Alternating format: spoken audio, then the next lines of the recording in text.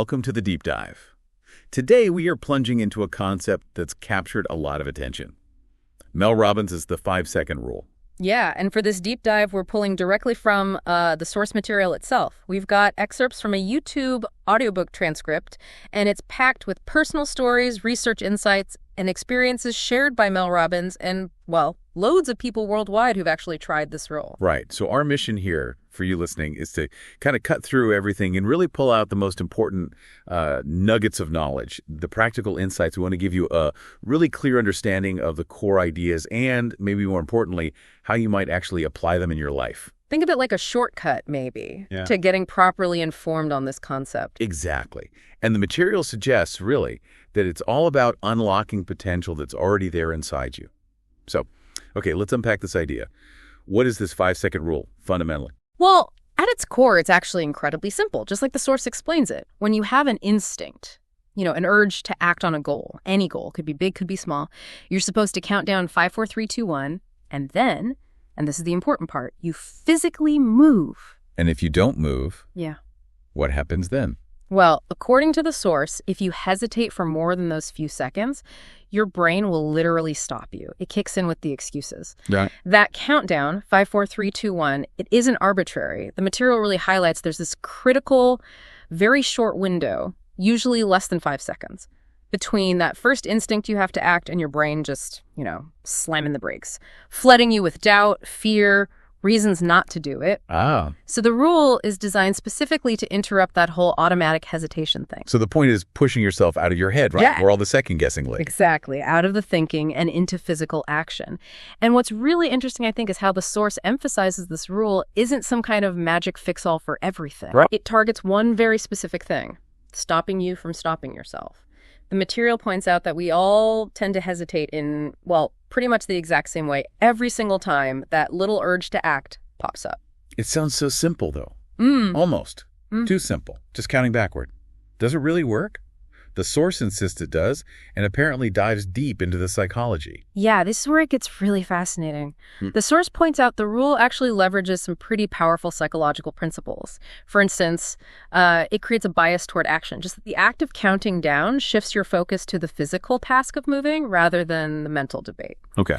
And it helps develop what they call an internal locus of control. It's that feeling that you, not your feelings or circumstances, are in charge of your actions. So it helps you feel more in control, fundamentally. Precisely. And it also taps into something called activation energy. Activation energy. Yeah, think of it like the tiny spark or push needed to get something big started. Counting 5, 4, 3, 2, 1 is like the smallest possible action, making it easier to then launch into the real action you need to take. Okay. Like lowering the barrier to entry. Exactly. And it also functions as a kind of starting ritual, like putting on your running shoes signals, time to run, counting signals, time to act. That makes sense. It's like a trigger. It is. And it ties into the progress principle, too. Just starting something, anything, however small, creates a bit of momentum, a little feeling of accomplishment that actually encourages you to keep going. The source also discusses how it helps activate your prefrontal cortex. That's the part of your brain dealing with decision-making, attention, self-control.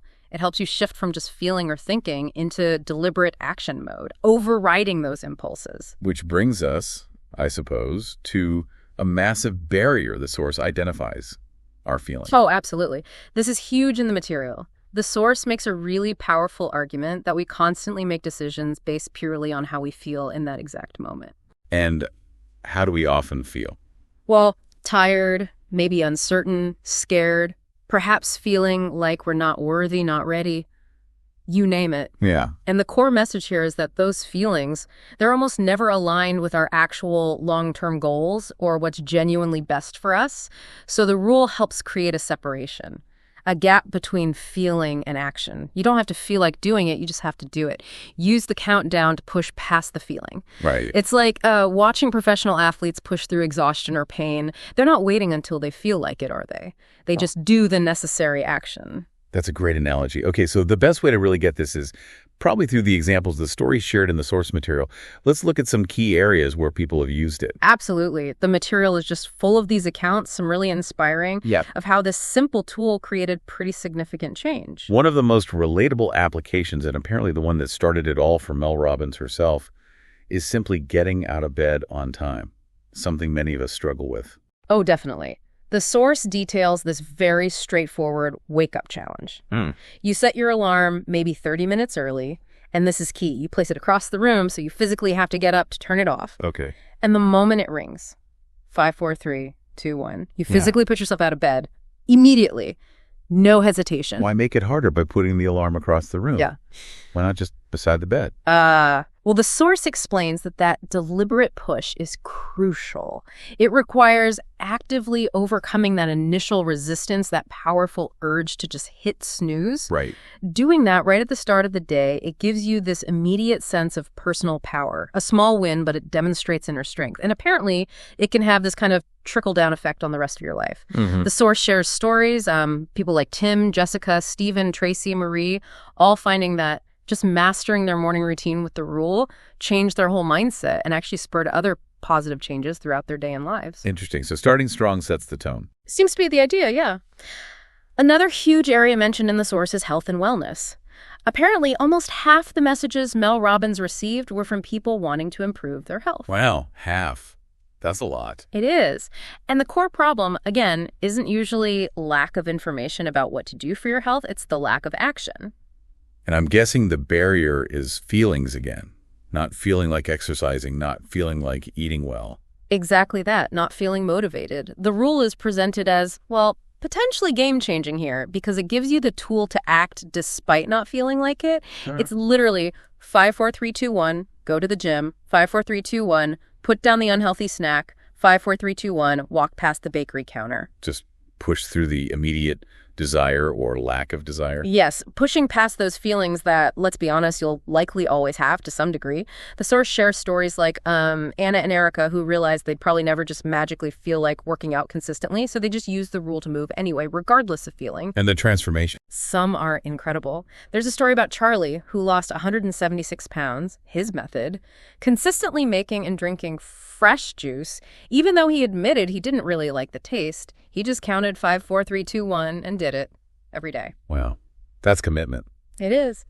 And others, like Paranam, Anik, and Alice, they use it to push through things like insecurity, vulnerability, anxiety, not just for physical health goals, but making huge life changes. Alice, for instance, used the rule to start exercising, which then gave her the confidence to change her college major and lose weight. It cascaded. It really seems to build on itself. The material even applies this to really serious health decisions, doesn't it? It does. It recounts Amy Robach's story, getting a mammogram live on Good Morning America after Robin Roberts pushed her to. That public act, prompted by a push, ended up detecting her cancer early and saving her life. That's powerful. And Greg Cheek running 10 marathons after a stage 3 cancer diagnosis, choosing action, choosing to push over despair. The core idea seems constant. Pick a plan, any plan that moves you forward, even a little bit, and then 5, 4, 3, 2, 1, you choose each day to do it, especially when you really, really don't feel like it. Okay, what about procrastination? That's a big one for so many people. Oh, yeah. Procrastination is another huge area the source tackles. It often feels like just being lazy or avoiding something unpleasant, right? But the source frames it differently. It calls it a habit specifically, the habit of hesitation. And the good news, it's presented as a habit you absolutely can break. How? Does it bring in any research on this? It does. It mentions work by, I think, a Dr. Sear, suggesting a kind of 3-step process. First, you need to forgive yourself for procrastinating in the past. The source actually says, hey, it's science. Your brain was just doing its protective, habit-driven thing. Don't beat yourself up. Okay, that's step 1. Release the guilt. Step 2. Try to think like your future self. Ask yourself, what would the successful, non-procrastinating version of me do right now? Get that perspective. Interesting. And step 3. Just get started.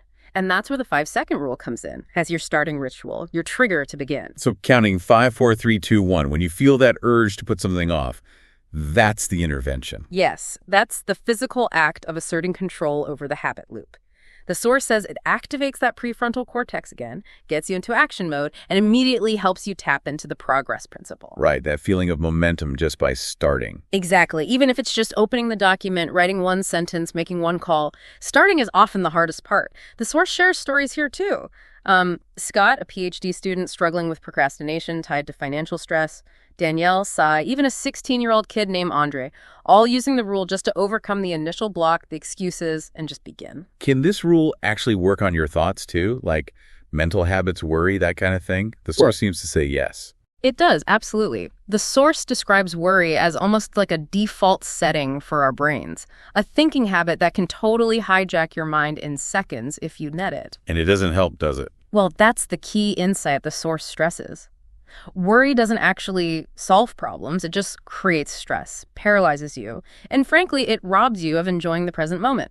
Mel shares personal examples worrying about her husband on his motorcycle, her daughter's traveling, even something simple like her daughter trying on a prom dress. It notes how vulnerability often triggers this worry habit. So how do you use 5, 4, 3, 2, 1 against a thought?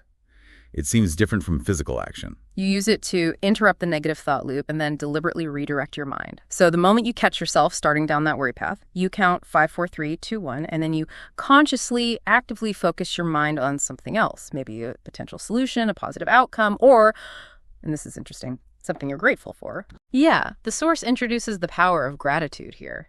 Suggests you immediately ask yourself, okay, what am I genuinely grateful for in this moment? Or what positive thing do I want to remember right now? Right. The claim is that this act of deliberately shifting your focus actually biologically shifts your brain's activity. It activates different regions, potentially changing brain chemistry and moving you out of that destructive worry cycle. That's fascinating. Okay, and what about anxiety, which can feel like worry cranked up to 11? Right. Anxiety is presented in the source as worry that's spiraling, often fueled by misinterpreting physical sensations like a racing heart or butterflies as signs of danger. Here, the source suggests pairing the rule with a technique called reframing. Reframing. Yeah. Since the physical feelings of anxiety are actually very similar to the physical feelings of excitement. True. Racing heart, jumpy stomach. Exactly. So you use the rule 5, 4, 3, 2, 1, and then you deliberately tell yourself out loud or in your head, I'm excited. Yeah. This simple verbal cue gives your brain a different, more empowering explanation for those physical sensations. And the source says this can prevent the feelings from escalating into full-blown panic. So you trick your brain, almost. In a way, yeah. Giving it a positive label instead of a negative one. This is illustrated with examples like public speaking anxiety and also a story about a child, Quinn, overcoming anxiety about a sleepover by telling herself she was excited, not scared. Okay. And then there's actual fear, like phobias or fear of difficult situations. For that, the source offers the rule combined with something called anchor thoughts. Anchor thoughts. Before you face the thing you fear, say, flying, if you have a fear of flying, you consciously create a very specific, positive image of your goal or the desired outcome. Like vividly picturing yourself landing safely, seeing the person you're visiting, feeling the relief and joy of arriving, whatever resonates. So you prepare the positive image beforehand. Yes. Then, when the fear hits on the plane, before the difficult conversation, you count 5, 4, 3, 2, 1, and you deliberately force your mind to focus intently on that pre-prepared anchor thought instead of the fearful one. That sounds like a concrete plan for handling the fear when it arises. Exactly right. It's presented as a form of if-then planning, which research suggests boosts success rates. If I feel fear, then I will count and focus on my anchor thought. It gives your mind helpful context, a clear directive, a place to go besides the fear.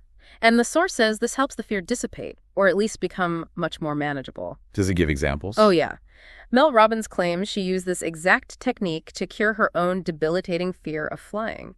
And others, like Zahara and Fran, apparently found similar results with their fears. It also applies to things like difficult conversations. Before you start, picture a positive outcome, or just the relief you'll feel once it's over. That's your anchor. Right. And confidence, the source keeps saying, isn't about not feeling fear. Exactly. It's about acting despite the fear, using these tools to push through it. So the source material seems to consistently loop all these different applications back to building confidence, doesn't it? Yes, very much so. Confidence is presented not as some fixed personality trait you either have or you don't. Which is how many people think of it. Right. But the source argues it's a skill, something you actually build through these small, everyday acts of courage. Pushing yourself, using that 5-second window to do things that feel a bit uncomfortable or scary, or that you might normally avoid. The do good, be good principle is mentioned here too. The idea that acting in a positive or courageous way reinforces your belief that you are that kind of person. It builds on itself. So it's really about honoring those little instincts you have, those nudges to act, and then building trust in your own ability to actually follow through. Exactly. Building self-trust through action. And another powerful point the source makes is that your personality isn't fixed. You absolutely can choose to act out of character in a specific moment, to be bolder or more assertive or more outgoing than you usually feel. That's empowering. Are there stories for that? Oh, definitely. The source shares this really amazing story about an engineer at Cisco, described as a classic introvert. He used the 5-second rule to push himself to approach the CEO, John Chambers, who he saw on a bike path. Just 5, 4, 3, 2, 1, and do it. Wow, that takes guts. What happened? It led to a conversation and potentially a job interview. A huge opportunity born from one moment of pushing past his usual introverted hesitation. There's also Bill, a guy who was outwardly successful but felt lost and disconnected. He used the rule to start doing small things that felt truly authentic to him, reconnecting with himself. And Crystal, who had a habit of just guessing or staying quiet when called on in meetings, she used the rule to pause, 5, 4, 3, 2, 1, think, and then speak up confidently. These are great illustrations of how that momentum can build from just small, courageous pushes. They really are, because the alternative, which the source warns about pretty starkly, is frankly, well, terrifying when you think about it. What's the alternative? Missing out on your potential. Living life on autopilot. Just letting opportunities swim right past you because you hesitated for too long. And then facing that deep regret later on, knowing you didn't truly live the life you were capable of living. The source even quotes Wayne Gretzky, "You miss 100% of the shots you don't take? The hesitation is the missed shot." Okay, so it's not just about personal goals or work stuff then. Oh. The source says the rule is important for relationships too. Oh, absolutely vital, according to the material. What's the key barrier in relationships that the rule helps with? Well, the source argues pretty strongly that silence is almost always the core problem in strained relationships. Silence. Yeah. Truth, honesty, vulnerability, that's what creates real connection and intimacy. But speaking your truth, especially when it's difficult or might upset someone, that takes courage. It means risking getting emotional, risking feeling vulnerable, maybe risking an argument, just to express yourself honestly. And we often hesitate. So the rule is about using that countdown, 5, 4, 3, 2, 1, to break the silence before you talk yourself out of it. That's exactly the idea. Use 5, 4, 3, 2, 1 to end the silence, to ask the hard questions you've been avoiding, to say what you really feel in the moment kindly but clearly before your brain convinces you it's safer or easier to just stay quiet. Are there stories about this in the source, relationship examples? Yes, some really poignant ones. Mel shares asking her own dad if he was scared before major surgery. That 5-second push led to this incredibly deep, connecting moment between them. There's Courtney, who finally used the rule to call her estranged father after years of silence. Mike, who started being more honest with his wife about his needs and felt truly seen for the first time. Estelle, who used it to finally ask for a divorce she knew she needed, and paradoxically felt more alive by choosing action over prolonged unhappiness. And Natasha, whose courage to speak her truth using the rule actually strengthened her relationship and led directly to an engagement. Wow. Those are powerful. They really are. And the source includes that truly tragic story, too, about Josh Woodruff. He was described as someone who just lived life without hesitation. Right, and his friend Mary. His friend Mary saw him in a grocery store shortly before his completely unexpected death, felt the instinct to go say hi, hesitated, and didn't.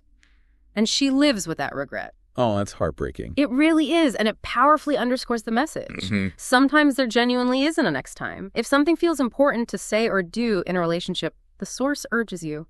Use the rule, push yourself, and do it. Leave nothing important unsaid. So, after diving deep into all this source material, what does it all really mean for you, our listener, sitting here right now? I think the core message that comes through loud and clear is this.